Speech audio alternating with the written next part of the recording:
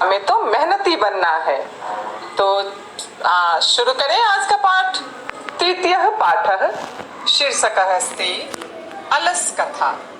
अलस कथा अर्थात आलसियों की कहानी।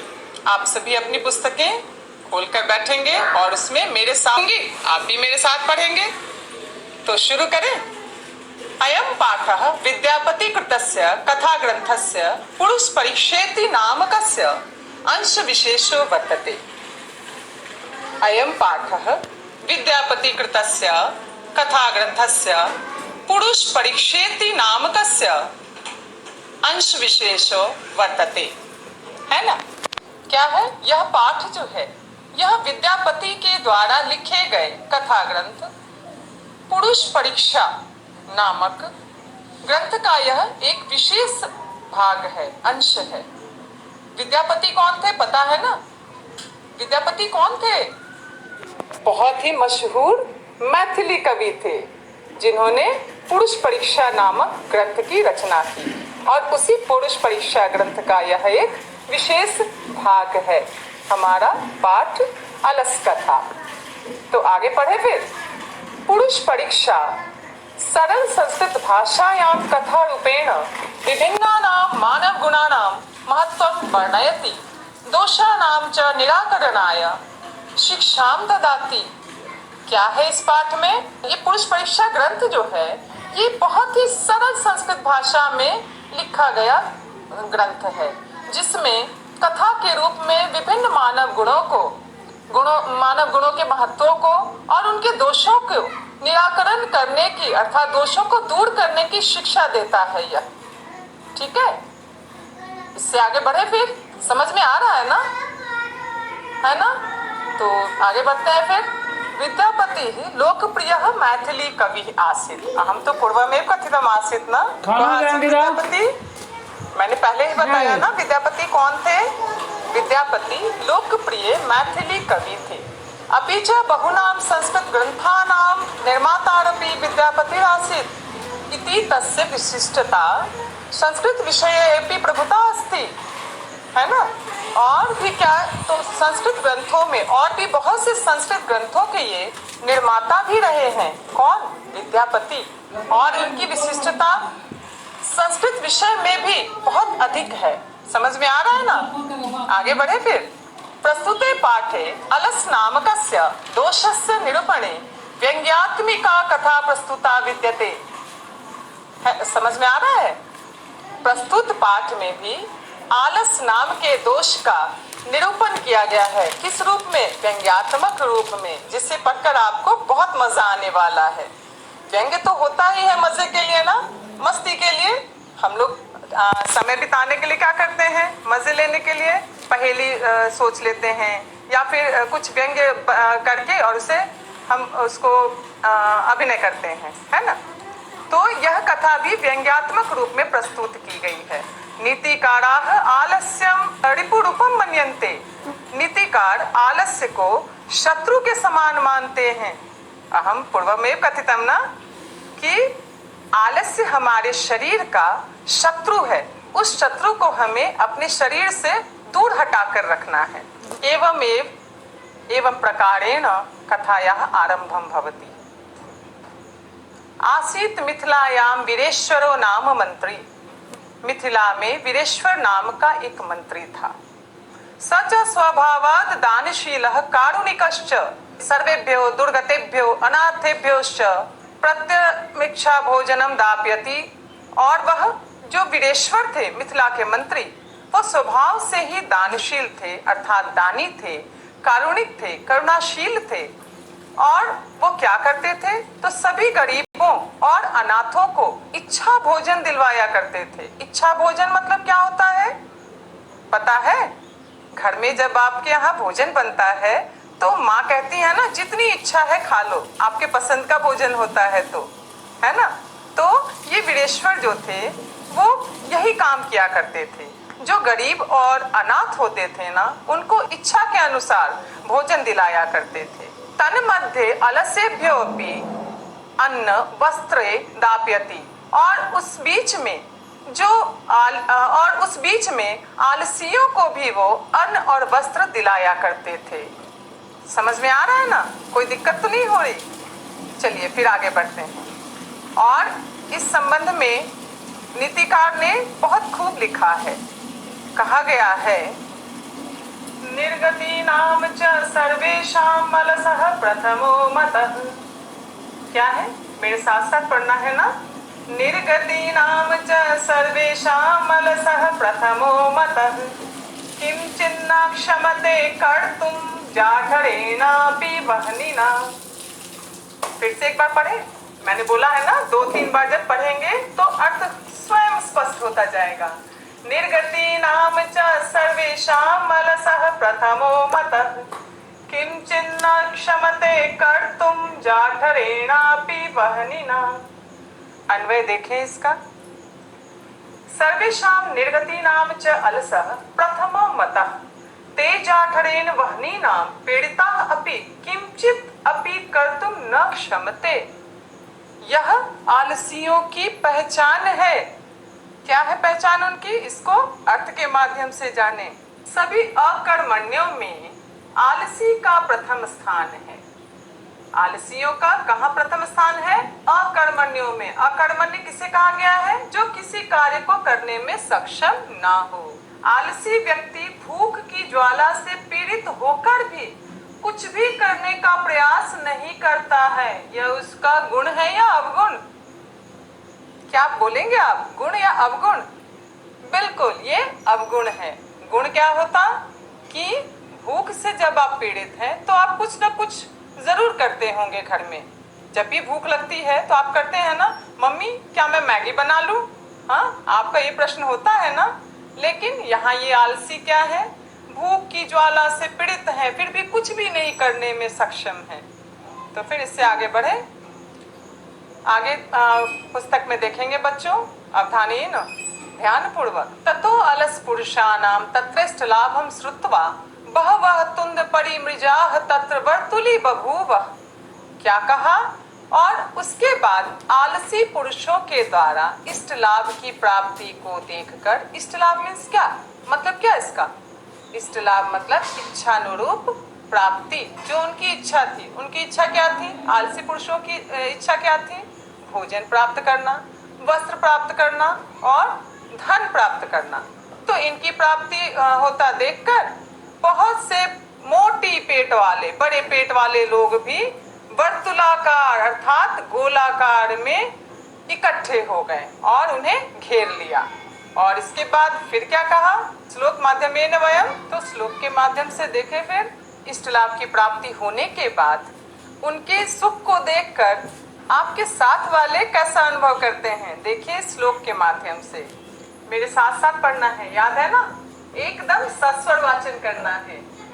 स्थिति हि सौकर्य मूला हि सर्वेषामपि संहते सजातीनां सुखं दृष्ट्वा केन धावन्ति जन्तवः। एक बार पुनः।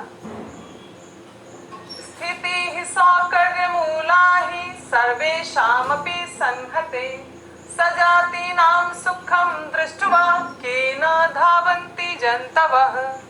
अर्थ थोड़ा थोड़ा स्पष्ट हुआ तो थोड़ा अर्थ और अन्वय में स्पष्ट होगा। अन्वय करें। अन्वय है, सौकर्य मूला स्थिति ही सर्वेषामपि संहते सजातीनां सुखम दृष्ट्वा के जन्तवः न धावन्ति। और पूरा अर्थ आपका अब अर्थ से स्पष्ट होगा, हिंदी अर्थ से। तो अर्थ इसका स्पष्ट कर ले, देख ले अर्थ को एक बार। सुविधा युक्त स्थिति को देखकर सभी लोग उस सुविधा को प्राप्त करना चाहते हैं। और सजातियों अर्थात अपनी जाति। अपनी जाति कहने का क्या अर्थ है? जैसे आप बालक हैं तो आपकी जाति क्या होगी? बालक ही, कोई दूसरा बालक, है ना? तो सजातियों के सुख को देखकर कौन नहीं उसके पीछे दौड़ता है। पुनः इसका सरल अर्थ देख लें। अर्थ है इसका कि आपको जब किसी चीज के इष्ट लाभ अर्थात आपके अनुरूप किसी चीज की प्राप्ति हो जाती है तो आप ही के बराबर के लोग उसको बड़े आसानी से प्राप्त करना चाहते हैं और उसके लिए ताकि कोई परिश्रम करने की आवश्यकता ना हो, आसानी से प्राप्त हो जाए। तो ये किसका लक्षण है? ये आलसियों का लक्षण है। परिश्रमी तो उसके लिए हमेशा परिश्रम के लिए उद्यत रहेंगे, ठीक है ना। तो आगे फिर बढ़े। पश्चात अलसानाम सुखम दृष्ट्वा धूर्ताः अपि कृत्रिम आलस्यम दर्शयित्वा भोज्यम गृह्णन्ति। और इसके बाद आलसियों के सुख को देखकर धूर्त भी कृत्रिम आलस दिखाकर और भोजन ग्रहण कर लिया करते थे। कहाँ से भोजन ग्रहण करते थे? कौन दे रहा था भोजन? वीरेश्वर जी, बिल्कुल। तो वीरेश्वर के द्वारा वो लोग कृत्रिम आलस दिखाकर, अब कृत्रिम आलस से क्या है भाई? तो आलसी नहीं है फिर भी आलस कर रहे हैं, तो ये कृत्रिम आलस से हुआ। तो कृत्रिम आलस दिखाकर और भोजन ग्रहण करते थे। तदनंतरम अलसशालायां बहुद्रव्य व्ययम दृष्ट्वा तत्नियोगी पुरुषैः परामृष्टम यदक्षबुद्धया करुणया केवलम अलसेभ्यः स्वामी वस्तुनि दापयति कपटेन अनलसा अपि गृह्णन्ति इत्यस्माकं प्रमादः। क्या कहा? इसमें कहा गया उसके बाद अलसशाला में बहुत सारे, अलसशाला किसे कहा गया ये प्रश्न है ना। अलसशाला अर्थात आलसियों का घर, जहाँ आलसी रहते हैं। पाठशाला जहाँ हम पढ़ाई करते हैं, वैसे ही अलसशाला है, आलसियों का घर। तो आलसियों के घर पे बहुत सारे धन का व्यर्थ खर्च होते देखकर वहाँ पे जो रहने वाले जो थे, उसमें जो लगे हुए सज्जन लोग थे, उन्होंने विचार किया कि हमारे स्वामी तो असमर्थ बुद्धि के कारण और करुणा के कारण केवल आलसियों को वस्तुएं दिया करते थे, लेकिन यहाँ जो आलसी नहीं है वो भी कपट से अन्न और वस्त्र को प्राप्त करते हैं। तो इसमें कमी किसकी है? इसमें कमी हमारी है। अर्थात कौन ये कह रहा है? ये अलसशाला में लगे हुए वो सज्जन लोग कह रहे हैं। तो आगे फिर कहानी कुछ इस तरह बढ़ती है। तो देखा, ये चिंता तो हर किसी को होती है ना। जैसे अलसशाला के मालिक कौन थे? स्वामी कौन थे? वीरेश्वर। वीरेश्वर के अंतर्गत ये सारे लोग काम कर रहे थे। तो इनको चिंता होने लगी कि स्वामी का धन जो है वो जो आलसी नहीं है वो प्राप्त कर रहे हैं कपट से, छल से, है ना। तो यह किसकी कमी है? ये कमी है जो उसमें लगे हुए लोग हैं, उन्होंने अपने ऊपर लिया कि ये हमारी कमी है। तो उसके लिए उन्होंने क्या किया? एक उपाय सोचा। क्या सोचा? तो आगे देखें फिर। यदि भवती तदा अलस पुरुषानाम परिश्राम कुर्मः। अगर ऐसी बात है तो हम लोग क्या करते हैं? उन लोगों ने सोचा कि अगर ऐसी बात है तो हम उन आलसी पुरुषों की परीक्षा करते हैं, अर्थात उनकी परीक्षा लेंगे। क्या परीक्षा लेंगे? कौन आलसी है और कौन आलसी नहीं है। इति परामृश्य प्रसुप्तेषु अलसशालायां तत्नियोगी पुरुषाः वह्निं दापयित्वा निरूपयामासु।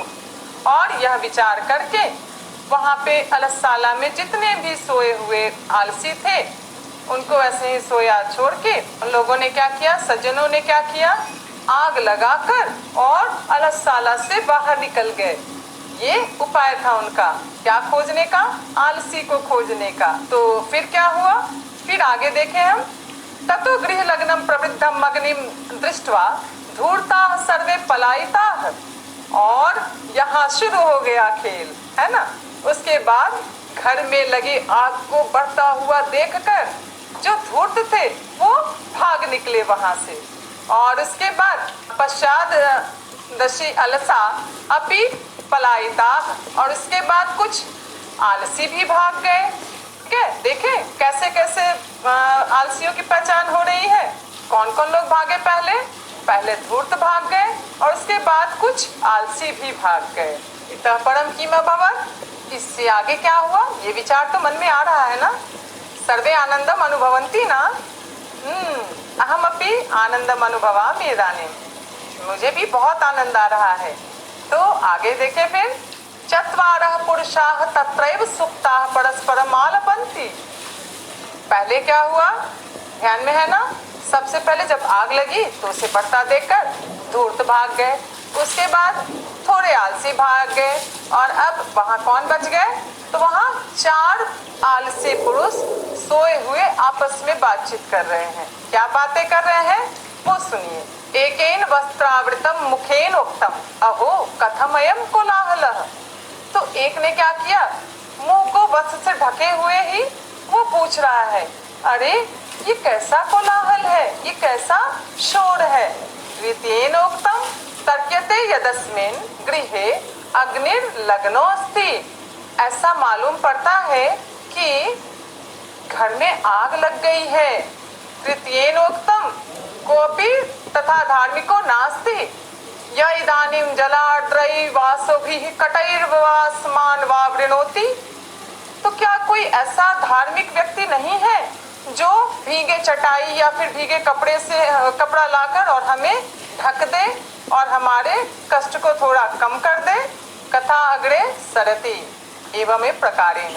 आगे फिर इस तरह से ये कथा बढ़ रही है। कैसे, देखिए, पहले ने क्या किया, पहले ने क्या बोला, आपस में वो लोग बातचीत कर रहे थे ना, क्या बातें कर रहे थे, उसमें पहले ने क्या बोला, पहले ने बोला कि अरे ये कैसा कोलाहल है। तो दूसरे ने क्या बोला, दूसरे ने क्या कहा, फिर दूसरे ने कहा कि ऐसा लगता है घर में आग लग गई है। तीसरे ने क्या कहा, तीसरे ने कहा कि कोई ऐसा धार्मिक स्वभाव का कोई व्यक्ति नहीं है क्या जो भीगे हुए कपड़ों से या चटाई से हमें ढक दे। हाँ, तो इस प्रकार से वो सब आपस में बातें ही कर रहे हैं, लेकिन अग्नि को बुझाने का कोई प्रयास नहीं कर रहा। यही तो आलस है ना। तो उसके बाद आगे देखें फिर, चतुर्थेनोक्तम अये वाचालः कति वचनानि वक्तुं शक्नुतः तुष्णीं कथम न तिष्ठत्। चौथे ने क्या कहा, अरे वाचालो, वाचाल किसे कहते हैं, प्रश्न आया ना। वाचाल जो बहुत बोलता हो उसे वाचाल कहते हैं। तो चौथे ने क्या कहा कि अरे बड़ बोलो, बहुत बोलने वाले को बड़बोला कहते हैं, है ना। अरे वाचालो तुम कितना बोलते हो, चुप क्यों नहीं रहते। तो इसके बाद फिर आगे क्या हुआ, देखें आगे की कहानी। तो इस प्रकार देख रहे हैं ना आप, किस तरह चारों आपस में बातें ही कर रहे हैं, लेकिन अग्नि को बंद करने का, बुझाने का कोई उपाय नहीं सोच रहा। उससे लग रहा है कि कोई बाहर से आएगा, उनकी मदद करेगा। ऐसा होना चाहिए क्या, अपनी मदद तो स्वयं करनी चाहिए, है ना। तो चलिए देखें फिर आगे क्या होता है। ततश्चतुर्णामपि तेषामेवं परस्परम् आलापं श्रुत्वा वह्निं च प्रवृद्धं येषामुपरि पतिष्यन्तं दृष्ट्वा नियोगी पुरुषैः वधभयेन चत्वारोऽप्यलसाः केशेषु एवावकृष्य गृहीत्वा गृहात् बहिः कृता। क्या हुआ तब, इन चारों की आपस में बातचीत को सुनकर और बढ़ती हुई अग्नि को इनके ऊपर गिरता देखकर इनके वध के डर से क्या किया उन सज्जनों ने, उन सज्जनों ने इन चारों को बालों से खींचकर और घर से बाहर निकाल दिया। तो इस प्रकार उनकी जान तो बच गई ना, है ना। तो इसके बाद फिर क्या हुआ, पश्चात तान आलोक्य तैः नियोगी भी पठितम। और उसके बाद उन्हें देखकर उन सज्जनों ने ऐसा पढ़ा, क्या पढ़ा, श्लोक माध्यमेन वयम द्रक्ष्यामः। याद है ना, श्लोक को साथ साथ पढ़ना भी है। क्यों पढ़ना है, क्योंकि इससे हमें अपनी भाषा को शुद्ध करना है और शब्द शक्ति को बढ़ाना है। तो श्लोक को कैसे पढ़ना है, तोड़ तोड़ कर।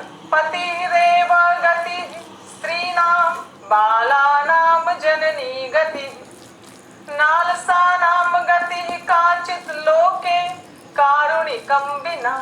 फिर से पढ़े, पतिरेव गति स्त्रीणां बालानां जननी गति नालसानां गति काचित् लोके कारुणिकं विना। अर्थ धीरे धीरे स्पष्ट हो रहा है ना। अन्वय देखे फिर, स्त्रीणां गति पति एव भवति च बालानां गति जननी भवति लोके अलसानां गति कारुणिकं विना काचित् न भवति। और इसके अर्थ को कुछ इस प्रकार से समझते हैं। अर्थ तो धीरे धीरे स्पष्ट हो रहा है ना आपको, कि पति, स्त्रियों की गति किससे होती है, पति से। गति का अर्थ क्या, गति का अर्थ क्या, उनकी रक्षा। विवाहोपरांत स्त्री के रक्षक कौन होते हैं, उनके पति। और बच्चों की गति किनसे होती है, बच्चों की रक्षक कौन होती है, उनकी माता। और आलसियों के रक्षक कौन है हमारे पाठ में, करुणाशील वीरेश्वर, तो यहाँ वीरेश्वर नहीं बोलना है ना। अर्थ देख ले एक बार।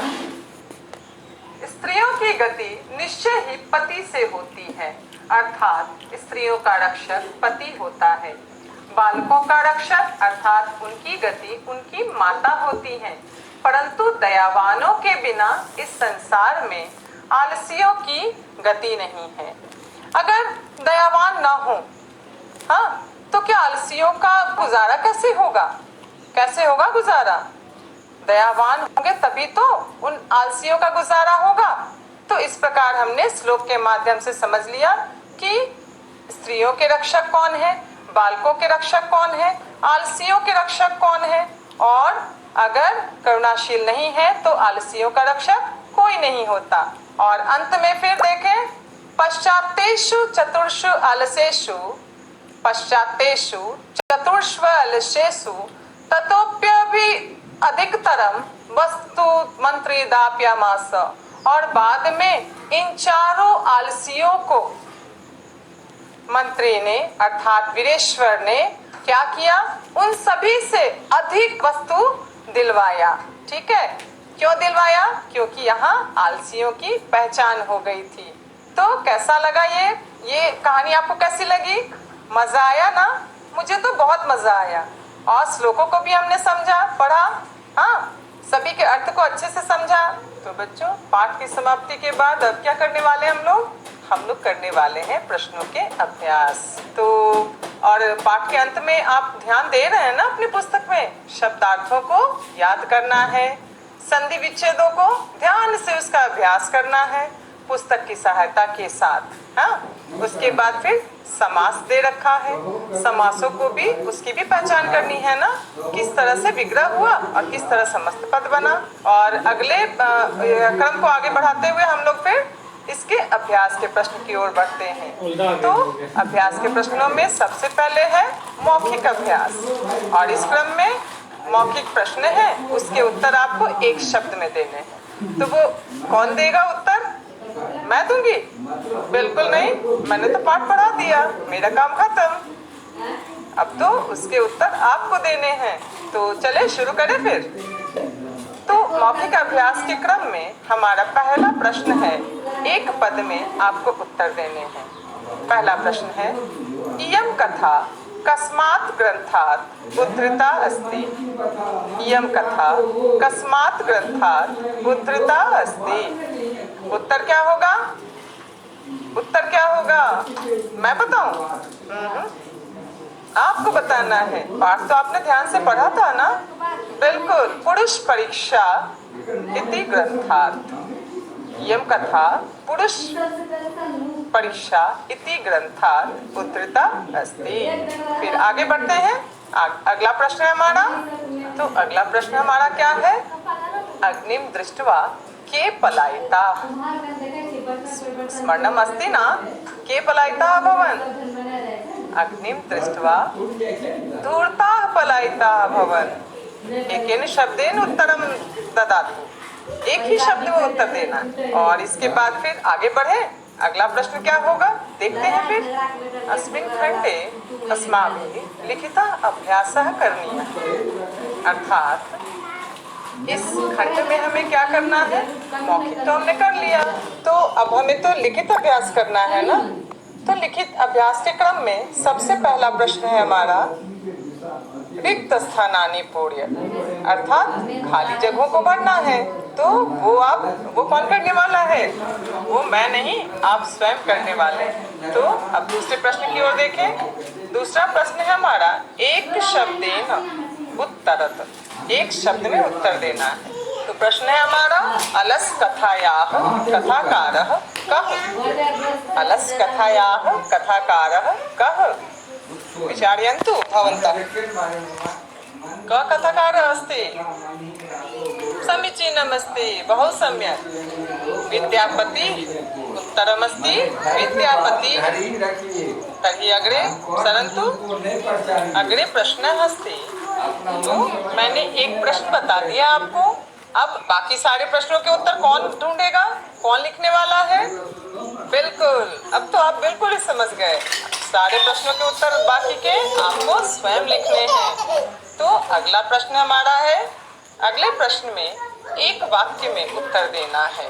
ठीक है, तो प्रश्न संख्या 3 की ओर बढ़ते हैं हम। तो अगला प्रश्न है हमारा पूर्ण वाक्य न उत्तरतः, अर्थात पूर्ण वाक्य में उत्तर देना है। और प्रश्न है, प्रश्नहस्ति मिथिलायां कः मंत्री आसीत्। मिथिलायां कः मंत्री आसीत्, कौन मंत्री था मिथिला का, बताइए फिर। मिथिलायां वीरेश्वरः मंत्री आसीत्। मिथिलायां वीरेश्वरः मंत्री आसीत्। और फिर जैसा कि मैंने पहले ही बताया है, एक प्रश्न मैं बताऊंगी और बाकी के प्रश्नों का हल आप स्वयं करने वाले हैं। ठीक है ना, तो अब तो समझ ही गए आप कि मैंने एक बता दिया, मेरा काम खत्म, अब आपका काम शुरू। अर्थात इस प्रश्न के भी बाकी के प्रश्नों के हल आप स्वयं करने वाले हैं। तो फिर अगले प्रश्न की ओर चले, प्रश्न संख्या 4। और इस प्रश्न में आपको पद निर्माण करना है। कैसे करना है, तो कुछ शब्द होगा, उसके साथ प्रत्यय जुड़े होंगे। जैसे पहला प्रश्न हमारा दिया हुआ है, करुण जोड़ श्यय प्रत्यय। करुण जोड़ श्यय प्रत्यय, इसमें आनुक का आगम होगा और रूप बनेगा कारुण्यम। कौन सा रूप बनेगा, कारुण्यम। इसके आगे बाकी के साथ भी बिल्कुल इसी तरह से बनाते जाना है। ठीक, तो इस प्रश्न में क्या करना है हमें, इसमें पद निर्माण करना है। कैसे पद निर्माण होगा, शब्द दिया है, प्रत्यय उसमें जोड़ना है। तो हमारा प्रश्न है करुण धन श्यय। करुण धन श्यय, श्यय इसमें क्या होगा, आनुक का आगम होगा और रूप बनेगा कारुण्यम। क्या रूप बनेगा, कारुण्यम। और इसी प्रकार से प्रश्न के बाकी के खंड आपको स्वयं करने हैं इसके, जैसे तरुण धन श्यय तारुण्यम। इसी प्रकार से बाकी के प्रश्न आपको स्वयं करने हैं। तो बढ़ते हैं अगले प्रश्न की ओर। फिर प्रश्न संख्या 5। तो इस प्रश्न में हमें प्रेरणार्थक क्रियापदों को लिखना है। अब ये नया चीज क्या है प्रेरणार्थक क्रियापद, तो क्रिया वो होती है जो कर्ता के द्वारा संपादित होती है। ठीक है, और प्रेरणार्थक क्रिया क्या हुई, जो कर्ता किसी और के द्वारा करवाए, वो हो गई प्रेरणार्थक क्रिया। जैसे मैं काम करती हूँ और इसका प्रेरणार्थक क्रिया जब हम बनाएंगे तो होगा मैं काम करवाती हूँ। ठीक है, इसी प्रकार से आपको संस्कृत में भी बनाने हैं प्रेरणार्थक क्रियापद, इनका निर्माण करना है। प्रश्न है हमारा, दर्श्यति पश्यति इत्यस्य प्रेरणार्थक क्रियापदम किम भवति। किम भवति, पश्यति, यह तो दृश्य धातु का रूप है और प्रेरणार्थक क्रिया मूल धातु के साथ ही प्रयोग किया जाएगा। निच प्रत्यय, कौन से प्रत्यय, निच प्रत्यय। प्रेरणार्थक क्रिया में निच प्रत्यय का प्रयोग किया जाता है और दृश्य धातु के साथ जब निच प्रत्यय लगाते हैं तो रूप बनता है दर्शयति, दिखाता है। पश्यति का अर्थ हुआ देखता है और दर्शयति उसकी प्रेरणार्थक क्रिया हो गई। ठीक है, तो दर्शयति का अर्थ क्या हुआ, दिखाता है, हो गई ना प्रेरणार्थक क्रिया। इसी प्रकार अगले प्रश्न को भी हम लोग इसी प्रकार बनाएंगे। जैसे करोति, करोति है ना, करता है, अर्थ क्या हुआ, करता है, तो प्रेरणार्थक क्रिया इसकी क्या होगी, करवाता है। तो जब क्री में निच लगाएंगे क्या बन जाएगा, कार्यति। पूरे प्रश्न मैं नहीं बताने वाली हूँ, आपको बाकी के प्रश्न आपको स्वयं करने हैं। तो बढ़े अगले प्रश्न की ओर, प्रश्न संख्या 6। तो प्रश्न संख्या 6 में क्या करना है, प्रश्न निर्माण करना है। जैसा कि हमने पिछले अध्याय में किया था ना, पिछले पाठ में प्रश्न निर्माण कैसे किया था, इसमें बताया था ना मैंने कुछ याद रखने को। किम शब्द रूप, बिल्कुल सही, आप तो याद रखते हैं। तो इस प्रश्न में हमें प्रश्न निर्माण करना है और प्रश्न है हमारा, धूर्ताः कृत्रिम आलस्यं दर्शयित्वा भोजनं प्राप्नुवन्ति। धूर्ताः कृत्रिम आलस्यं दर्शयित्वा भोजनम प्राप्नुवन्ति। तो यहाँ पे भोजनम को रेखांकित किया गया है और उसी के स्थान पे, उसी शब्द के स्थान पे हमें प्रश्न सूचक शब्द को रख देना है और प्रश्न निर्माण करना है। तो भोजनम, भोजनम कौन से लिंग का शब्द है ये? भोजनम बिल्कुल नपुंसक लिंग का शब्द है ये। तो नपुंसक लिंग के किम के रूप को रख देंगे। भोजनम प्रथमा एक वचन है ना, प्रथमा विभक्ति एक वचन, तो नपुंसक लिंग से लेंगे किम का प्रथमा एक वचन और रूप होता है किम। तो प्रश्न हमारा क्या बना? धूर्ताः कृत्रिम आलस्यम दर्शयित्वा किम प्राप्नुवन्ति। बन गया ना प्रश्न? आसान था ना? हाँ, शब्द रूपों को तो याद करना है आपको। तो प्रश्न हमारा क्या बन गया? धूर्ताः कृत्रिम आलस्यम दर्शयित्वा किम प्राप्नुवन्ति। और फिर बाकी के प्रश्न आपको स्वयं करने हैं। चलिए फिर आगे बढ़ते हैं। इस पाठ के अंत में बच्चों योग्यता विस्तार दिया हुआ है। उस योग्यता विस्तार का उद्देश्य ये है कि आपने जो पाठ पढ़ा, उससे आपने जो बातें सीखी, उसको फिर प्रायोगिक रूप में योग्यता विस्तार के रूप में दिया गया है। योग्यता विस्तार को भी उतना ही महत्व देना है जितना आपने पाठ को दिया। इसमें भी कुछ 2 श्लोक दिए हुए हैं जो आपसे संबंधित हैं, विद्यार्थियों से संबंधित है, आलस से संबंधित है कि विद्यार्थियों को आलस नहीं करना चाहिए, उसे शत्रु के रूप में समझना चाहिए। तो देखें इसे फिर। तो बच्चों पाठ के सभी पाठों के अंत में लगभग योग्यता विस्तार दिया हुआ है ना। इसका देने का उद्देश्य ये है कि आपके अंदर की योग्यता को बढ़ाना, आपके अंदर की क्षमता को विकसित करना। मैंने इस पाठ को इसलिए चुना क्योंकि ये आपसे संबंधित है, विद्यार्थियों को समर्पित है यह पाठ कि आलस्य नैव करणीय, कदापि नैव करणीय। आलस्य कभी नहीं करना है ना। क्योंकि जब तक आप परिश्रम नहीं करेंगे, परीक्षा में अच्छे अंक नहीं आएंगे, अच्छे अंक नहीं आएंगे तो आप प्रथम श्रेणी नहीं प्राप्त करेंगे। तो हमारा मुख्य उद्देश्य क्या है? पढ़ने का मुख्य उद्देश्य क्या है? एक सफल परीक्षा फल जिसमें प्रथम श्रेणी लिखा हो, बड़ी खुशी मिलती है ना।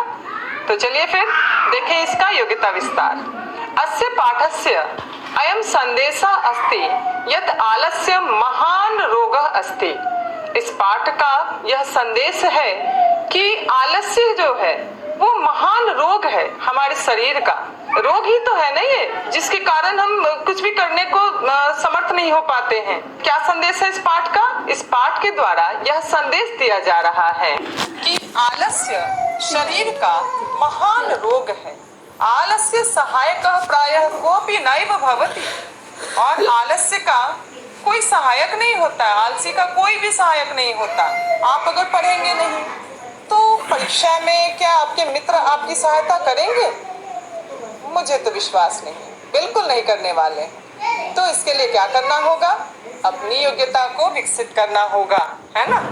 अपने पढ़ने के दैनिक जो आपके कार्यक्रम है, जो रूटीन वर्क है, उसको सुधारना होगा और अपने आप में समर्थवान बनना होगा कि मुझे किसी और की सहायता की आवश्यकता ही ना पड़े। तो आलसी का कोई सहायक नहीं होता है और अतः जीवने आलस्यम सर्वथा त्याज्यम। और क्या कहा है कि जीवन में आलस्य का हमेशा त्याग करना चाहिए, कभी आलस्य करना ही नहीं चाहिए।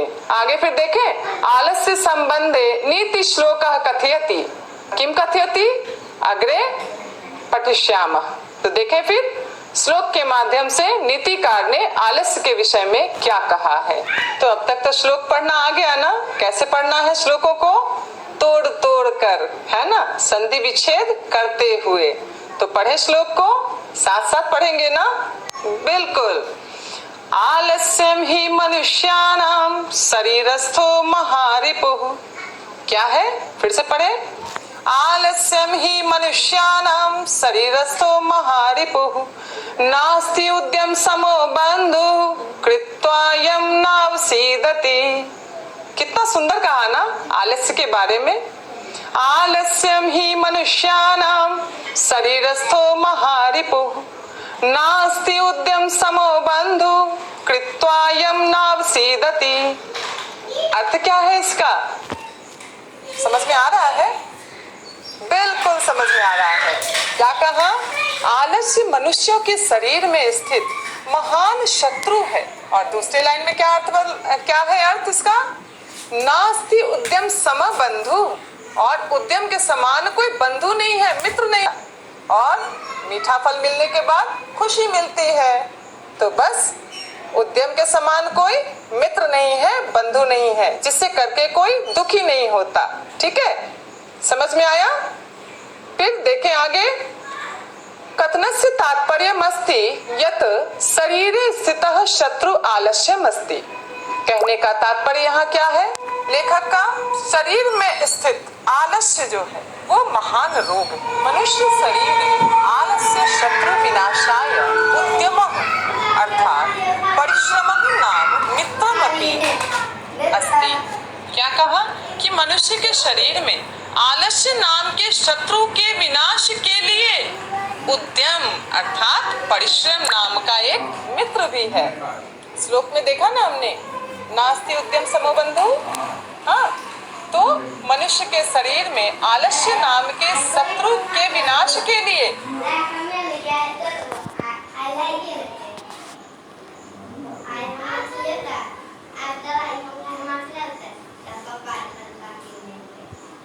है।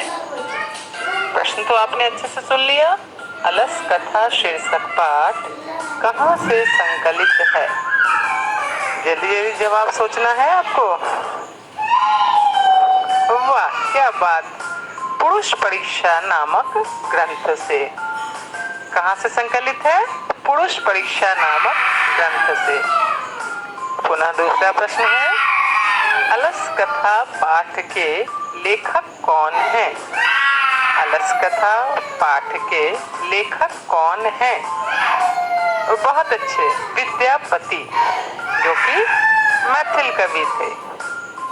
अगला प्रश्न है, मिथिला का मंत्री कौन था? मिथिला का मंत्री कौन था? कौन था? जो बहुत ही करुणाशील था। बिल्कुल, वीरेश्वर। कौन था? वीरेश्वर। मैथिली कवि कौन थे? मैथिली कवि कौन थे? अभी बताया ना? हाँ, विद्यापति। अगला प्रश्न है, दयावानों के बिना किनकी गति संभव नहीं है? दयावानों के बिना किनकी गति संभव नहीं है? आलसियों की। बहुत बढ़िया। अगला प्रश्न, विद्यापति किस भाषा के कवि थे? विद्यापति किस भाषा के कवि थे? हाँ, वो मैथिली कवि थे, लेकिन साथ ही साथ उन्होंने संस्कृत में भी अपना योगदान दिया था। पुनः अगला प्रश्न है, नीतिकार आलस्य को किसके समान समझते हैं? नीतिकार आलस्य को किसके समान समझते हैं? शत्रु के समान। अगला प्रश्न, मिथिला के मंत्री का नाम क्या था? मिथिला के मंत्री का नाम क्या था? वीरेश्वर। वाह। और फिर आगे प्रश्न क्या है, अलसशाला में कितने पुरुष सोए हुए थे? अलसशाला में कितने पुरुष सोए हुए थे? कितने पुरुष थे? बिल्कुल, 4 पुरुष थे। अलस कथा किस ग्रंथ से उद्धृत है? अलस कथा किस ग्रंथ से उद्धृत है? पुरुष परीक्षा से। बहुत बढ़िया। पुनः अगला प्रश्न, इस कथा में किसके महत्व का वर्णन किया गया है? इस कथा में किसके महत्व का वर्णन किया गया है? किसके महत्व का वर्णन किया गया? विचार किया आपने? हाँ, मानव गुणों का वर्णन किया गया और दोषों का निराकरण किया गया। पुनः अगला प्रश्न है, प्रस्तुत पाठ में किस दोष का वर्णन किया गया है? आ गया ना? आलस्य का। बहुत बढ़िया। पुनः अगला प्रश्न, प्रश्नों को ध्यान से पढ़ना है और जवाब सोच के रखना है ना। तो अगला प्रश्न है, दीन दुखियों और अनाथों को प्रतिदिन इच्छा भोजन कौन खिलाता था? दीन दुखियों और अनाथों को प्रतिदिन इच्छा भोजन कौन खिलाता था? वीरेश्वर। हाँ, बिल्कुल बिल्कुल। चलिए अगला प्रश्न है, धूर्तों की पहचान के लिए कौन सी युक्ति अपनाई गई थी? धूर्तों की पहचान के लिए कौन सी युक्ति अपनाई गई थी? जो अलसशाला में रहने वाले सज्जनों ने सोचा था? अग्नि प्रज्वलन की युक्ति। बहुत बढ़िया, बहुत बढ़िया। आपने बहुत ध्यान से पढ़ा है पाठ को।